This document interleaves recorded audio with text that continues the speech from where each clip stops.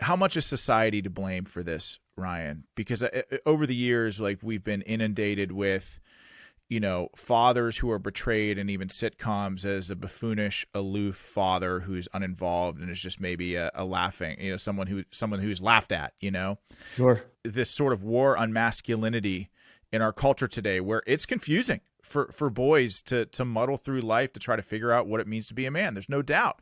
Yeah. And there are so many influence points in our kids' lives and in the lives of even adolescents who are becoming men, where they're being influenced from 1,000 different directions, and maybe we're not, as parents or as fathers, we're not aware of what our kids are watching, so we don't know the kind of person that they're becoming. Does society play a role in men feeling scared to feel vulnerable and actually have these important conversations?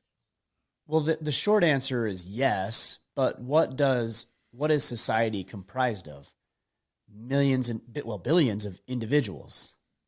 So the short answer is yes, society plays a factor, but the individual is just as culpable. Like, if we as men show up in more powerful ways for ourselves, and then we work within the where we have the most sphere of influence. So that would be ourselves, right? We can completely control how we show up and behave and how we think. And then it gravitates and it migrates and gets bigger from there into your family, your wife and your children.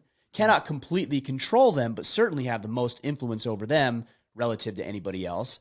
Then it gets to your colleagues and your coworkers and your employees. Then it gets to community members. Then it gets to state. Then it gets to, the federal level.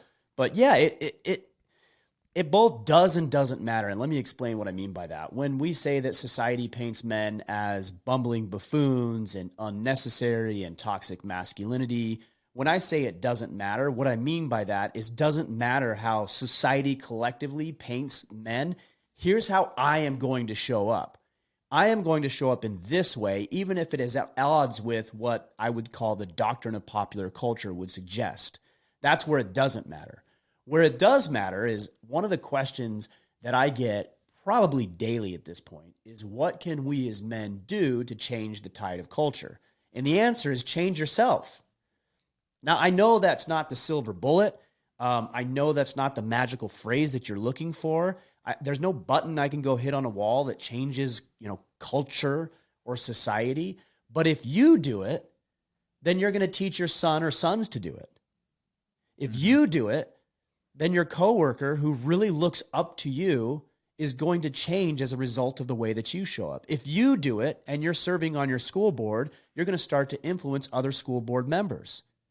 So we need to change ourselves first, and we need to start enlisting the men around us. If I can change, and I can change 5 or 6 guys around me, and they can change 5 or 6 guys around them, and somebody like me and you who can literally change the thought process and the perception and action of thousands, tens, hundreds of thousands of people because of the platforms that we've built, how amazing is that? It doesn't happen overnight, but we need to reject the doctrine of popular culture, and we now need to replace it and infuse it with something better. A great example of that is the public school system.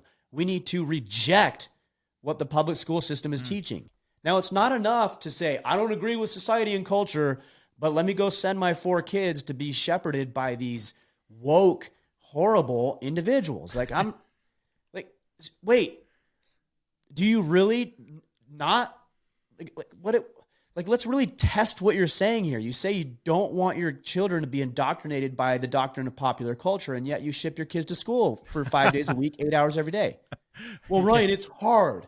Of course it's hard. My wife and I, we homeschool our children, and it's hard. They're downstairs, and I can see when my wife's working with them, I can see the frustration that she has when one of the kids don't get something. She could probably go out into the workforce and double our household income. There's a lot of things that are harder, but we don't believe in sending our kids to public school. So is that just lip service, or do we genuinely mean that?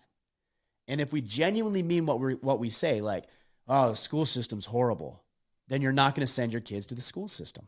You're just not going to do it.